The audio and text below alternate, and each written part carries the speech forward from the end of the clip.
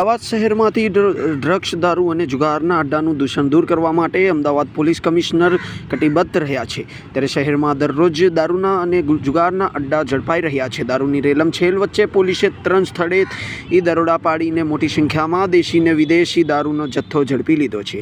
ત્યારે વાત કરીએ અમદાવાદની, તો અમદાવાદના વાસણા વિસ્તારમાંથી કલર પેન્ટના આ વેપારના નામ પર દારૂનો વેપલો અમદાવાદ પોલીસે સઘન પેટ્રોલિંગ શરૂ કરી દીધું હતું. ત્યારે જ અમદાવાદ ડીસીપી ઝોન 7 એલસીબીની સ્ક્વોડના પીએસઆઈ વી ચૌધરીની ટીમે બાતમી મળી હતી કે વાસણા બ્રિજ પાસેના ગણેશ પ્લાઝા કોમ્પ્લેક્સની એક દુકાનમાં મુઝફ હુસૈન છીપા અને ફિરોઝ ઉસ્માન સુમરાએ એક દુકાન ભાડે રાખી છે. જે દુકાનની અંદર તેમણે કલર પેન્ટના વેપાર માટે દુકાન ભાડે રાખી હતી અને તેઓ પેન્ટના પ્લાસ્ટિકના પેકિંગમાં વિલાયતી દારૂ વેચી રહ્યા હતા.